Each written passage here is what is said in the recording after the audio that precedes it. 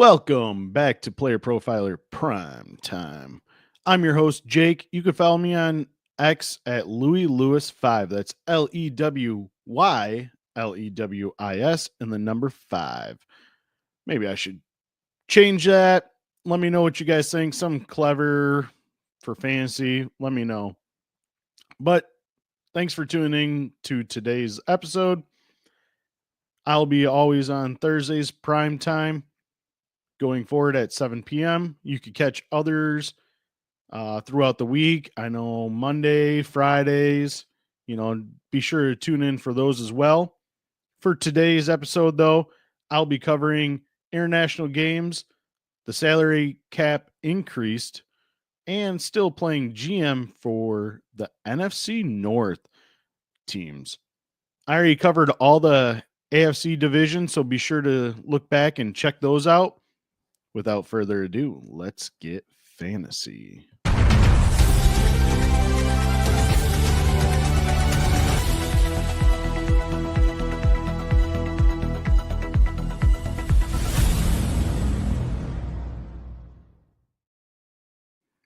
International games have been mentioned and kind of released, I guess you would say, in 2025. Chargers week 1. They don't know their opponents yet, but they will be playing week 1 in Brazil. Same place where the Packers and Eagles played on a Friday night. We remember that because it's a soccer field. I mean, most of these are. And it just got tore up. Jordan Love got the injury to his knee last play of the game. The Super Bowl champs the Eagles went on to be Super Bowl champs. But after the game, you looked at it, and it just was completely tore up. It just was not great playing conditions, if you will say. Going forward, also, the Jets and Browns will each have one game in London, as well as the Jacksonville Jaguars. I mean, hell, they're might as well move over there by this time. I mean, they usually have 2 to 3 overseas every year. They stay a couple weeks, play football, whatever. But this is also NFL expanding and, trying to become more worldwide. Another couple of games are Colts are going to be in Berlin, Dolphins in Madrid, and Steelers in Dublin. We always have to remember these, especially when they come up, because they're usually very, very early in the time slot. Here in Wisconsin, for myself, it's like 8, 9 o'clock when they're playing, in the mornings on Sundays. So be sure to always tune in and kind of listen, just because you want to make sure your lineups are set. Now, next story is the increase in salary cap. This year it was $255.4 million. It's been reported that it's going to be in between $277.5 million and $281.5 million this coming year. We'll just say the low end, 275 or 277.5. That's 22.1 million increase from the year before. And it potentially could be 26.4 or 0.1 million if it gets the highest. You look at that, that's a pretty damn good offensive player or defensive player you can play for free. Obviously you have to have money to do that, but this salary cap has been going up with all the TV, the buyouts and contracts and everything else. In the last 2 years, the salary cap has gone up $53 million. That's really a quarterback nowadays, what they're getting paid at this rate. But for this year, the increase has helped big time. I know a lot of teams were waiting for the numbers to come out. Based on over the cap, they set the cap at 279.5. So in between the threshold. But these teams are still in the negatives. There's 5 of them. Falcons are still negative 5 million currently. Seattle Seahawks, negative 6.4. Buffalo Bills, negative 10. Cleveland Browns, negative 24. And the New Orleans Saints, negative 47. Yikes. Like I said, it helps every team, but also it helped, some of the teams that were in the negatives to now be in the positives, such as the Dolphins, Cowboys, Texans, and it also gave Kansas City Chiefs, they only had like $200,000 for cap space. Now they're at like 7.2, but it gave them more flexibility as well. So I guess this offseason we could expect that a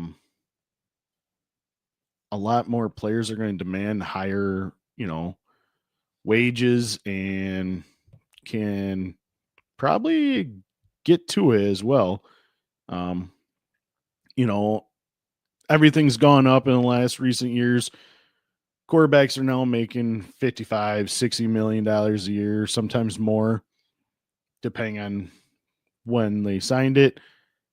Wide receivers are now getting 30 million plus. That's like the threshold. And now defensive players are going up to 20 million plus. It's just going to keep on climbing. But you think about it, and it's kind of like, Joe Burrow saying, hey, the Eagles are signing all these guys and paying all their guys. They keep on pushing, prolong. Well, when it goes up $22 million in 1 year, I think they might be onto something and doing something great.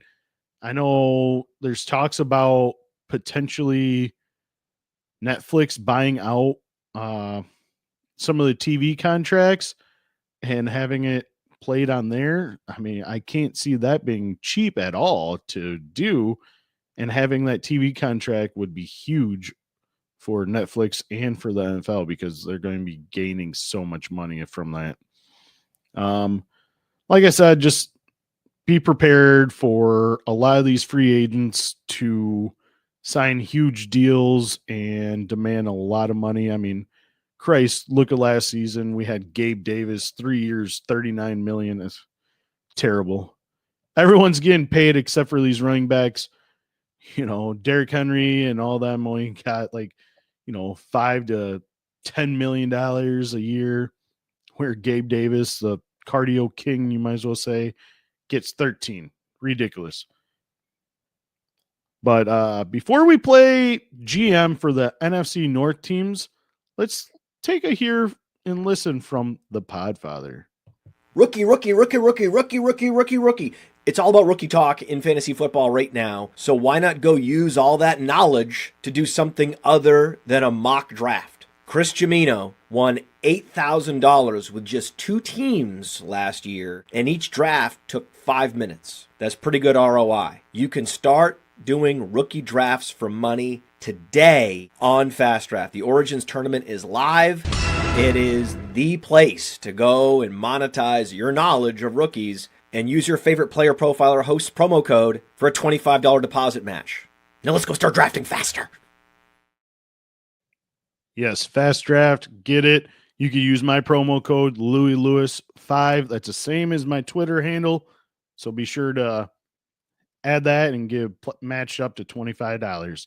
Also, here at Player Profiler, what you could also do is, we have so many fantasy heads, so much fantasy knowledge. You could get the all-in package, which this includes Dynasty Deluxe, DFS Dominator, world famous draft kit, data analysis, and player rankings for the all-in package. Be sure to check that out at playerprofiler.com. Also, you're already doing it. You're listening to the YouTube channel. Be sure to like and follow. You could also follow our podcast on Player Profiler. It's a host, and you get a bunch of content from just everyone that's here from Player Profiler. Or you could also follow myself, my podcast at Fantasy End Zone. I come out with a new episode every Tuesday during the off season and Tuesday and Fridays during the regular season. So be sure to tune into that. Without further ado, let's play GM for the NFC North teams. For this, I'll be covering every division every week. I'm going every week to week. It's an 8-part segment. I've already done 4 of them. I already did the whole AFC. Be sure to check those out. This is the first of the NFC. I go, breaking down the team needs, salary cap situation, free agency, and who to target in the NFL draft. Also, with these numbers, you might, for salary cap, add another 7,000 because of the salary cap increase. So I'll also mention it too because I'll just do it in my head. But let's play GM. For the Chicago Bears are the first up, though.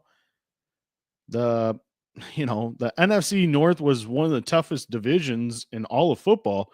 Hell, you have 3 playoff teams, and then you got Chicago Bears failing to meet expectations after drafting Caleb Williams, number 1 overall. But after the signing of new head coach Ben Johnson, the former Detroit Lion offense coordinator, is one of the better hires and most sought after coordinator to become head coach.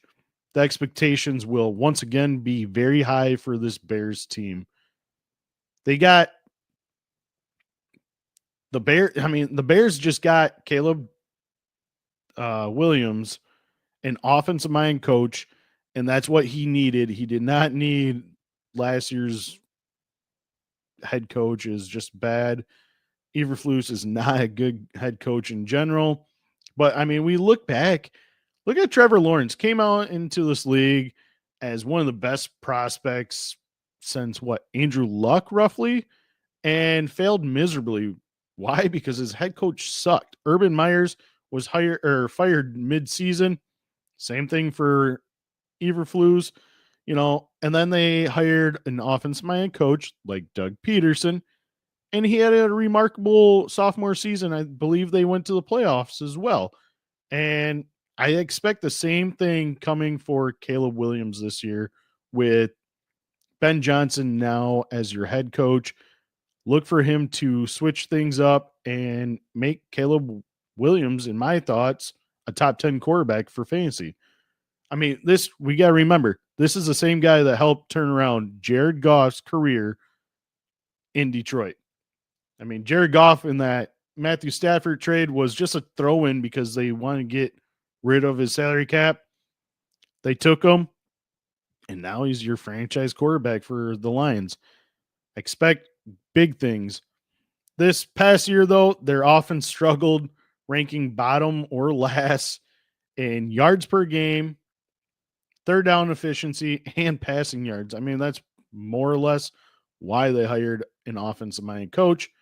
Their defense was the bright spot on their team, only allowing 21.8 points per game, ranking in the top half of the league. Also, top half of the league in interceptions and sacks. I expect, to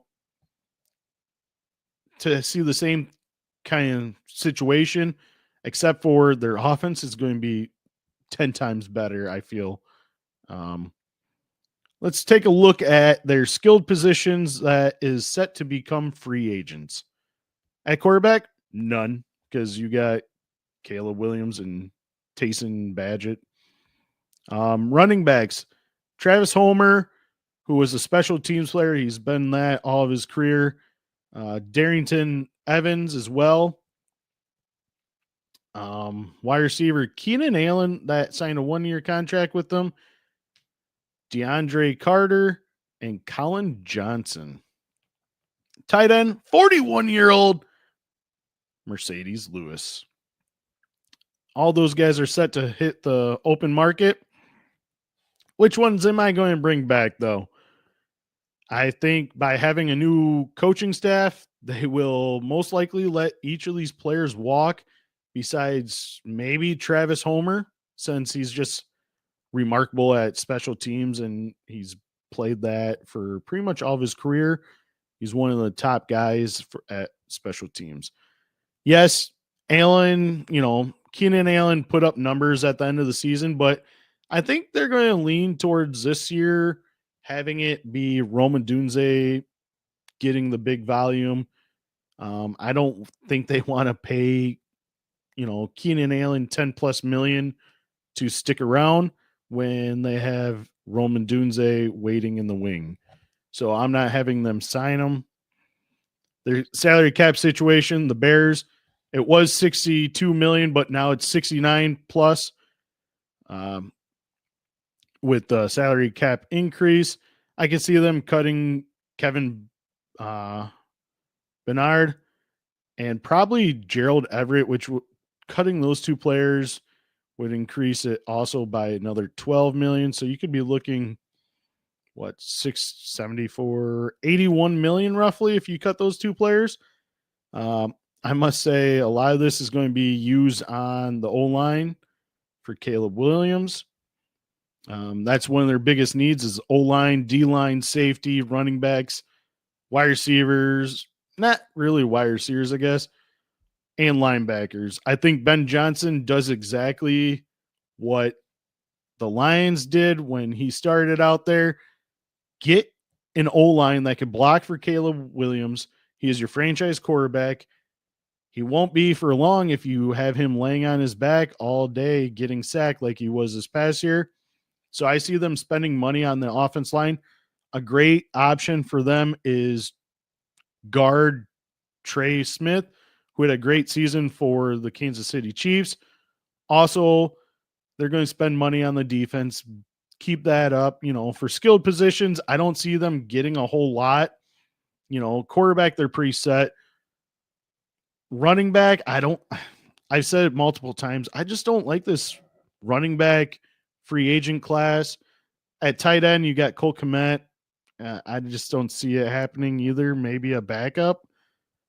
And then for wide receiver, maybe you get a speedster like Marquise Valdez-Scantling. Someone who could stretch a field and open up things for Roman Dunze and DJ Moore, as well as Cole Kmet, too. So I project that they're going to sign somebody or even draft. For this example, we're going to have them sign MVS to a basic minimum contract. In the draft, though, they draft at number 10. I see them taking a few different plays or positions here. I mean, they're kind of, if they spend money on the offense line, they're kind of in great spot to really do where the hell they want or trade back and gain more, value or assets. But for this, I can see one position being offensive tackle like Will Campbell or Kelvin Banks or the guy from Missouri. I can't remember his name off the top of my head. They also could be, Ashton Jainty, Ben Johnson's new Jahmyr Gibbs, or they get an edge rusher or a safety position like Malachi Starks. These are just a few options. But for this, I think they need to address this O-line and get this going. Trey Smith was a great signing for me or for them. And now I have them drafting Will Campbell at pick number 10. Later in the draft, I could see them using a draft pick on a running back. Couple I really like. I don't know if they'll be there early in the second round. Is Caleb Johnson from Iowa or Marion Hampton from North Carolina. I have the Bears taking Caleb Johnson, though.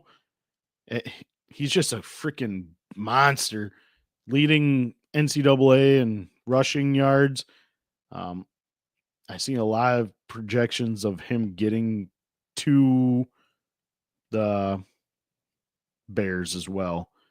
Also, they may add a receiver like Arian Smith from Georgia, a 6-foot speedster that's supposed to run maybe low 4.3, maybe into the 4.2s. So he could be a great way. Also, he could help out in the special teams area for kick returner and punt returner. And also, if they don't sign like a Marquise Valdez-Scantling, they draft this guy, make him into a speedster that helps stretch the field.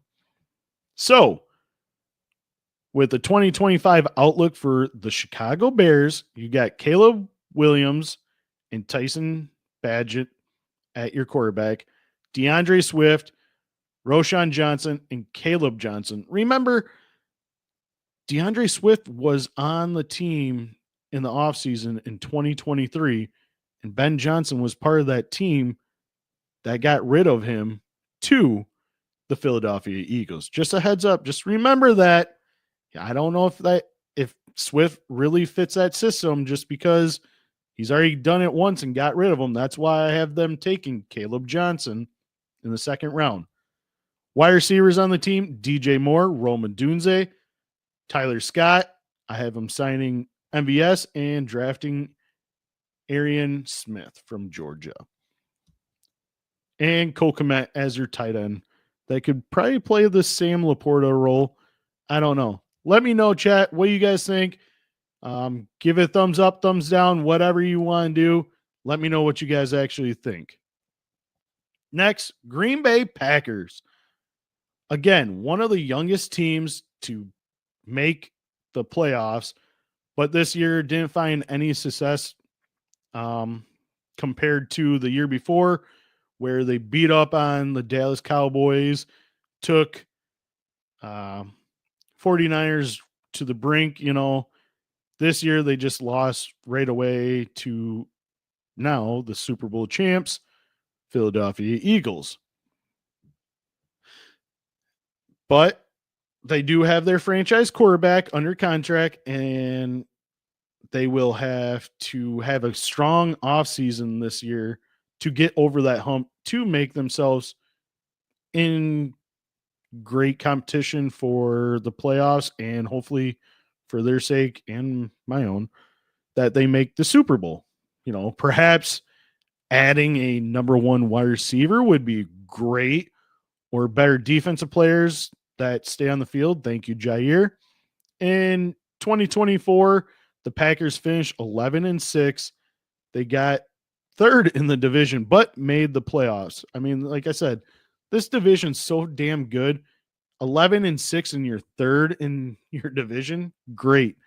They have a lot to be proud of, finishing in the top 10 in points scored, yards per game, passing yards, rushing yards per game, time of possession, and third down efficiency. Their defense wasn't all that bad under the new DC, finishing top 10 in points allowed, sacks, and interceptions.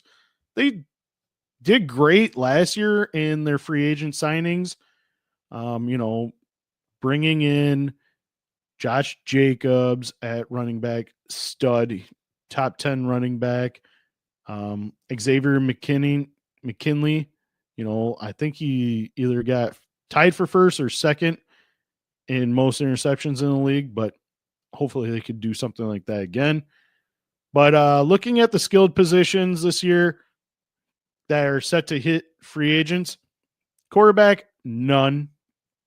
Running back, A.J. Dillon, who missed all of last year with the injury.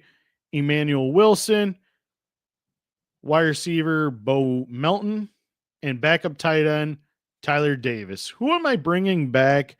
Honestly, I think I will bring back Bo Melton. He just keeps on showing promise every time. Hopefully, but they always have that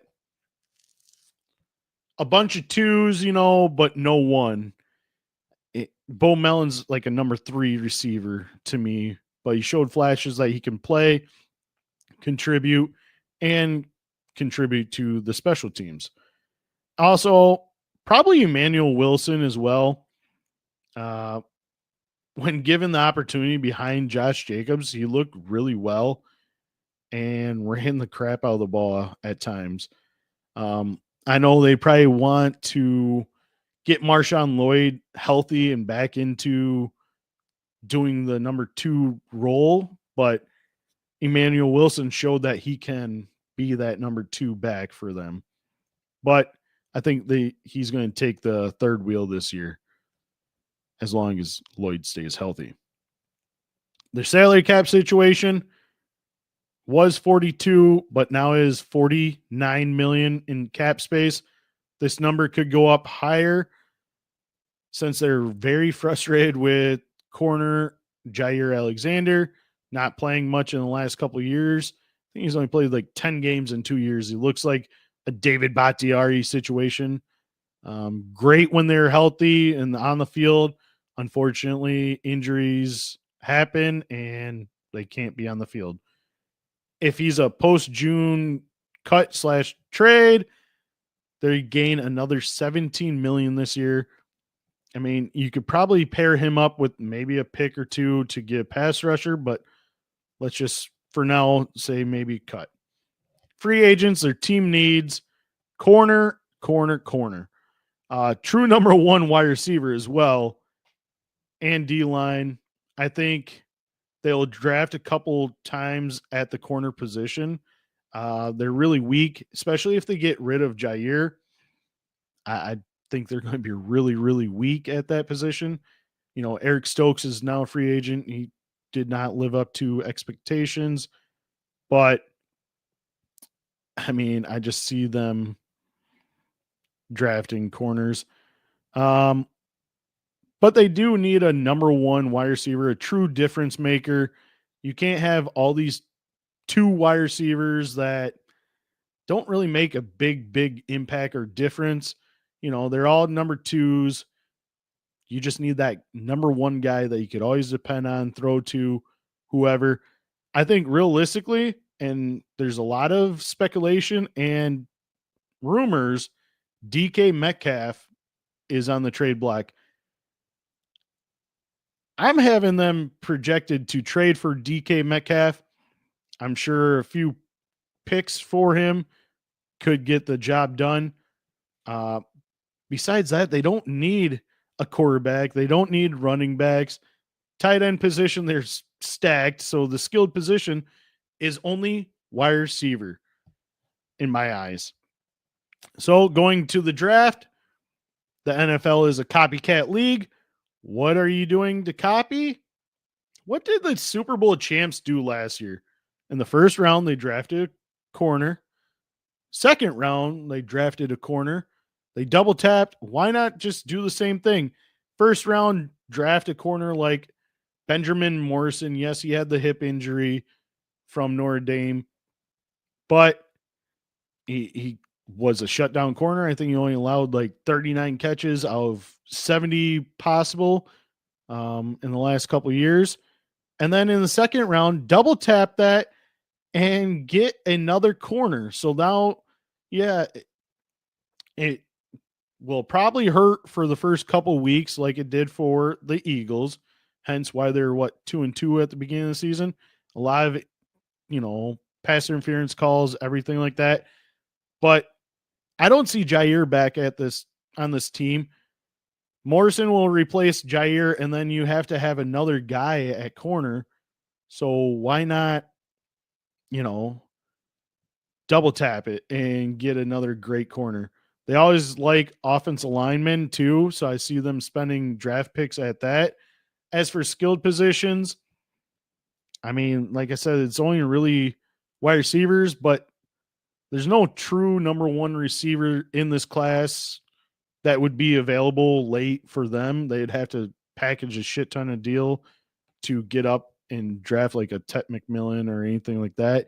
Maybe Luther Burden slides to number, I think 24 for him, but I doubt it. I think they need to go corner, very first pick.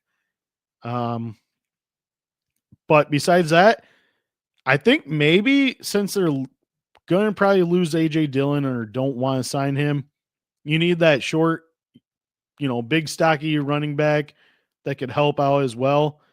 And I think Raheem Sanders from Arkansas could be very well into this offense, especially if,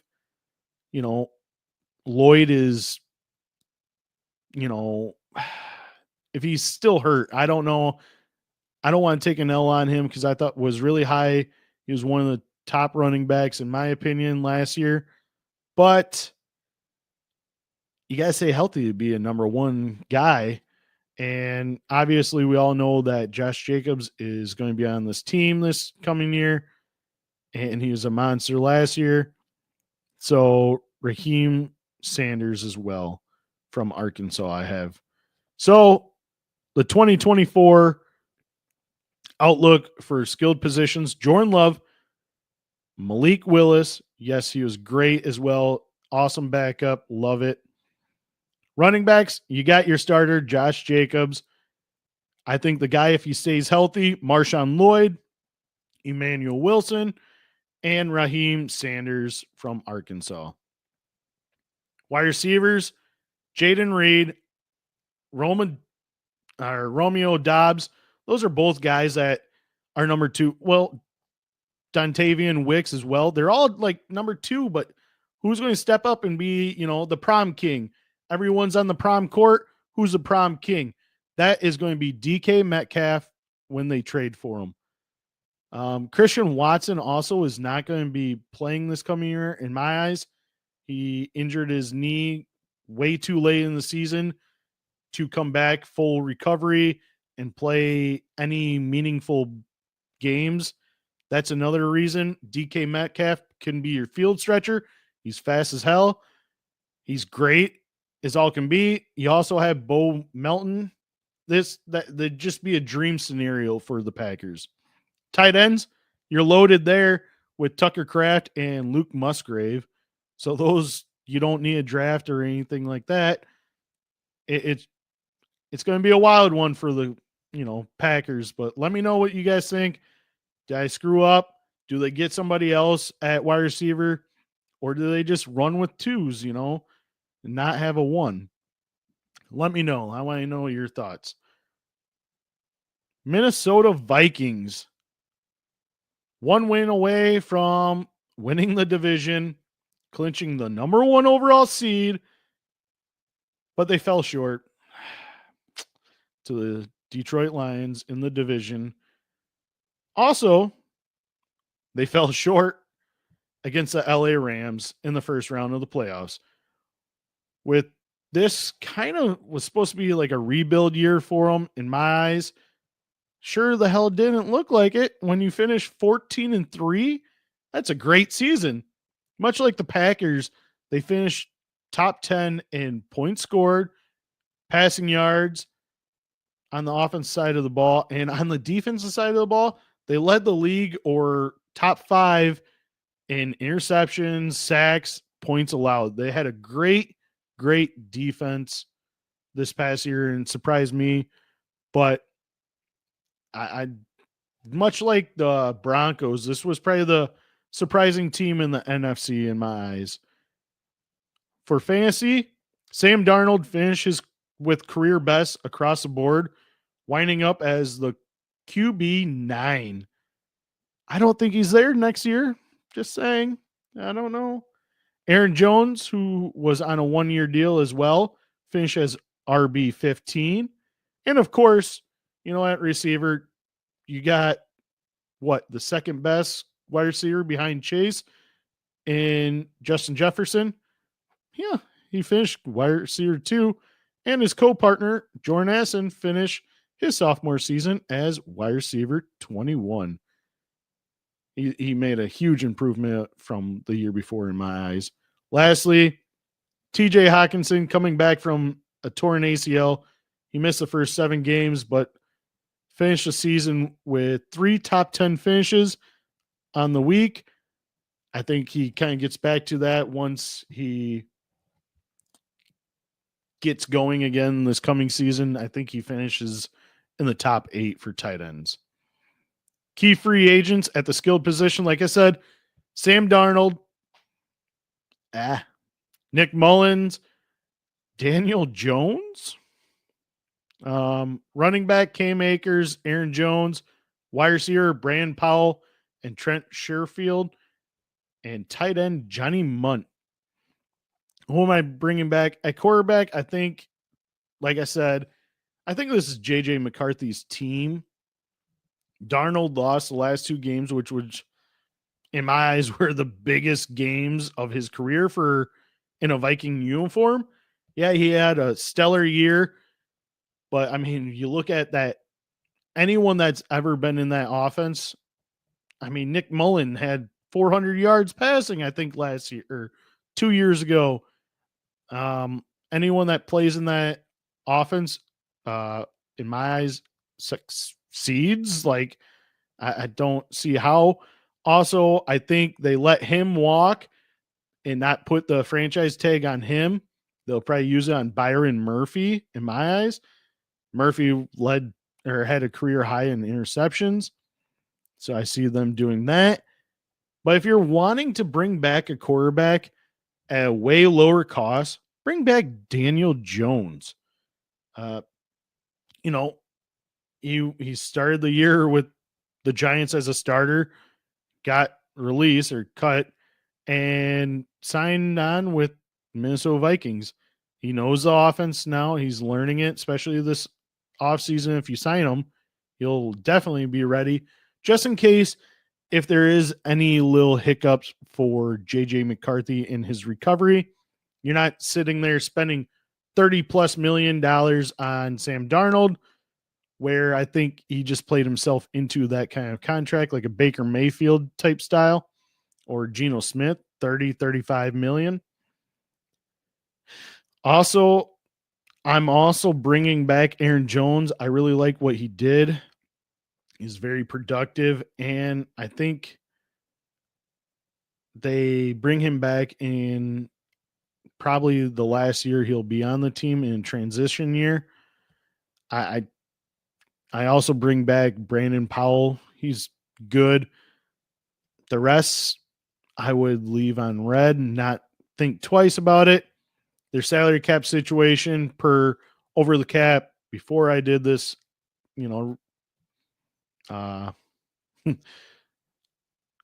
research, I guess, was at 56 million. You had about 7 plus that. You're looking at about 63 to 64 million dollars in cap space.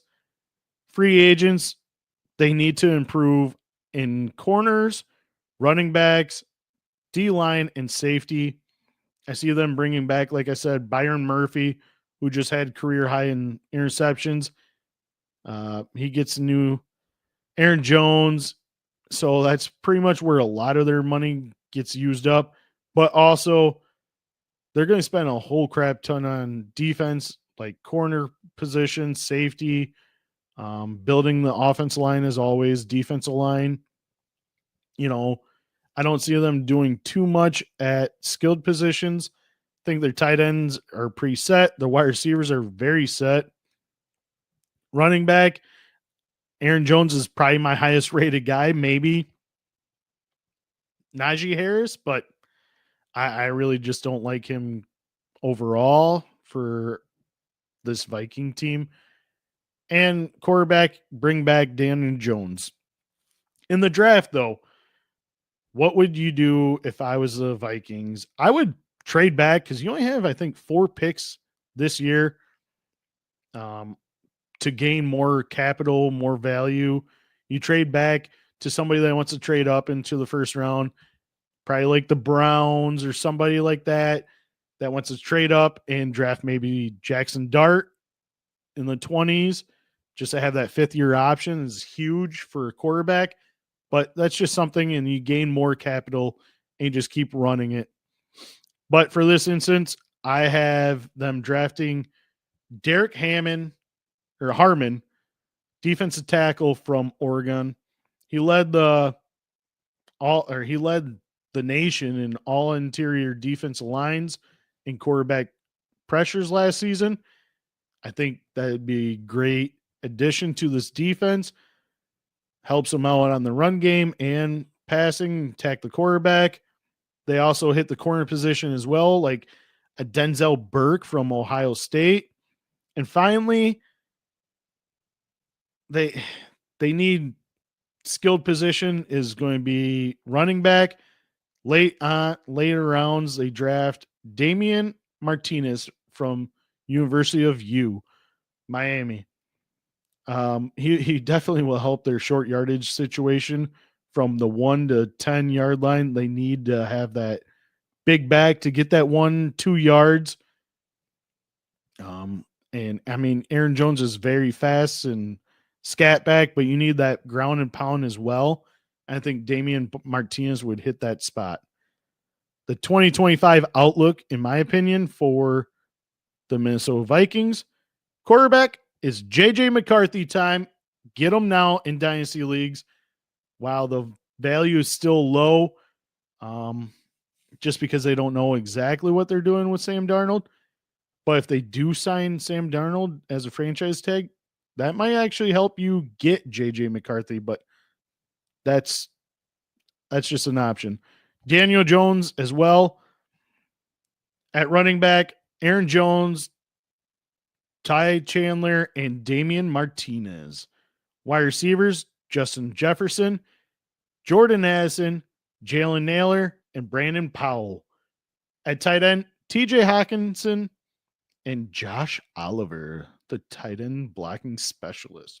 Chat, let me know what I did right, wrong. The big thing for them is they'll have a hard time doing a lot with draft because they only have the 4 picks.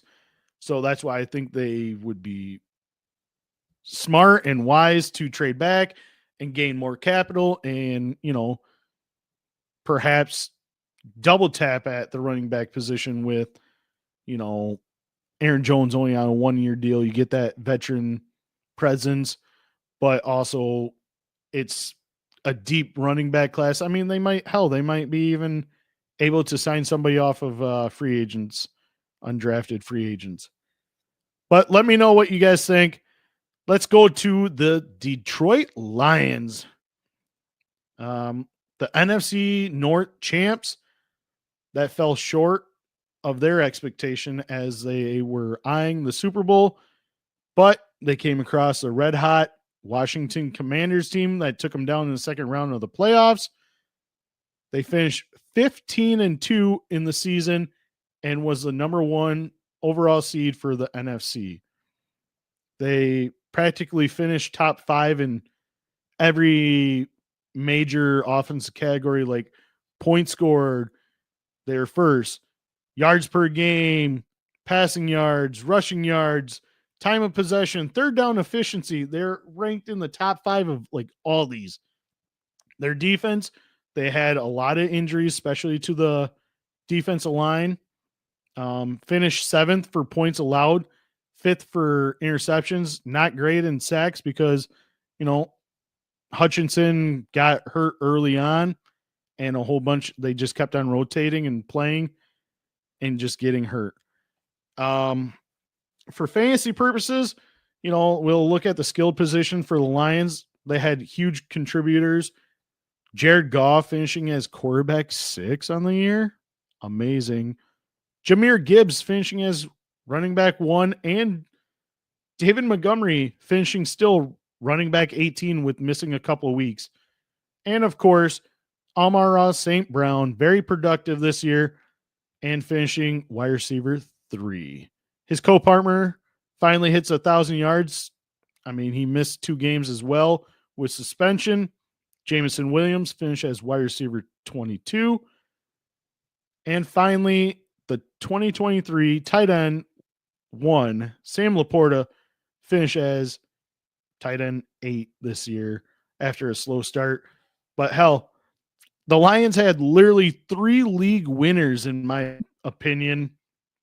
Jared Goff during the playoffs, fantasy playoffs, that is, finishing 2, 3, and 8 during weeks 15, 16, and 17. Jahmyr Gibbs with David Montgomery out finished 2, 7, and 2 on the week. And finally, Sam Laporta, 3, 6, and 7 on the week. during fantasy playoffs. Amazing for those three guys if you had them. I mean, hell, even Amon-Ra St. Brown finished, wide receiver 3 on the season. Why not? I think the big issue for this team is when you have such a great team under Dan Campbell that you're going to lose some of your offense coordinators, like both of your offense coordinators. Ben Johnson is now your in-division rival for the Bears or Chicago Bears. And then Aaron Glenn, your defense coordinator, is now the New York Jets head coach. That's the only issue I would have, but they're going to have to get over it and, settle up and get this team rolling again. Key free agents at the skilled position, playoff run for the quarterback, playoff run Teddy Bridgewater. I mean, he's going to go back to coaching in high school, where I think he won the Florida State Championship and then signed with the Lions for the playoff run. Unfortunately, it was only one game. Running back, Craig Reynolds. Wide receiver, Allen Robinson and Tim Patrick. Tight end, Shane Zetrola. I can't pronounce. I'm not good. Who am I bringing back? Truthfully, there isn't one guy that peeks out to me. But if I had to make a decision, Tim Patrick, I think he can sign and, stay for them if he signs a smaller contract, like a 1-year, $3 million contract. Speaking of salary, per over the cap before I did this was $45 million. Now it's at $52 million in cap space. Their free agency during the season, like I said, they struggled with the D line of their health.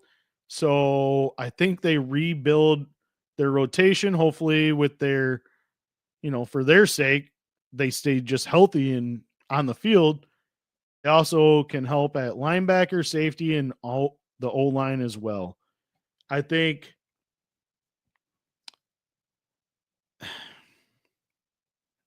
the way they run this organization, they will trade for a pass rusher and add to their defense as well.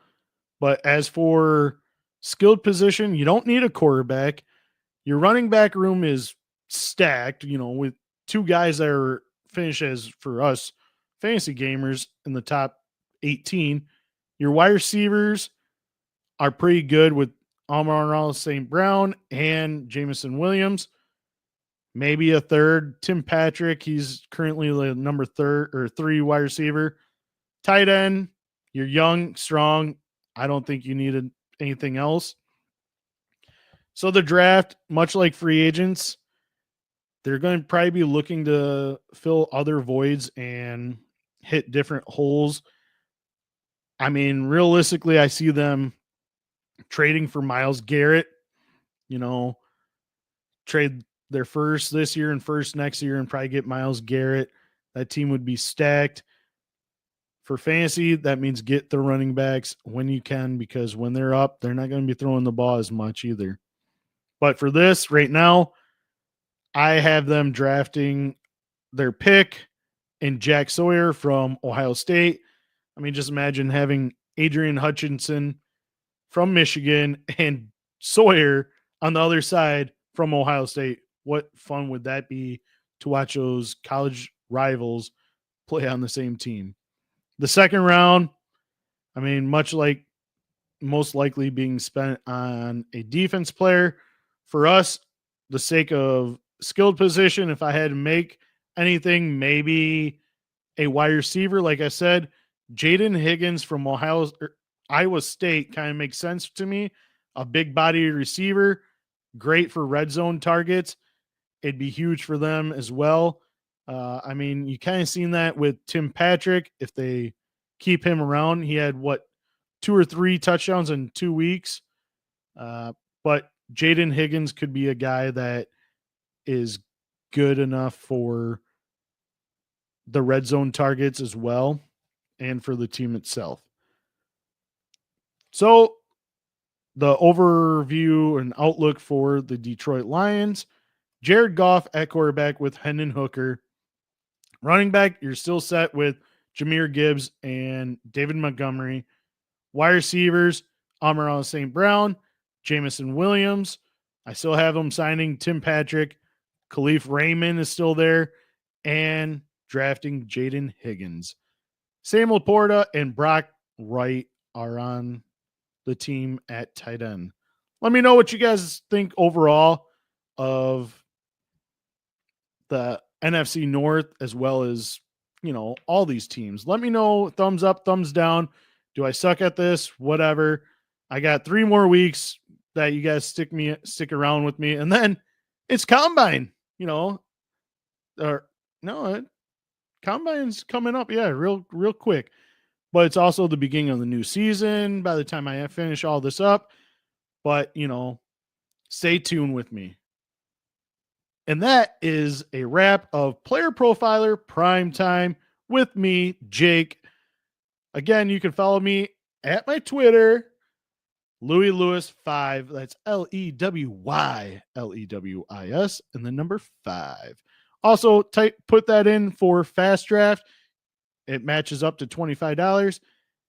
I'll see you guys next week on Thursday at 7 p.m.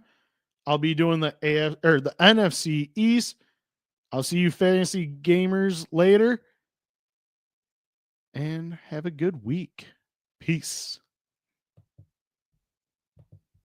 Hey, I want to thank you for being part of this broadcast. If you have any thoughts on it, leave a comment. If you enjoyed it, make sure you leave a like. And if you want to see more shows on the Player Profiler channel, subscribe to it. That's how we know you want more.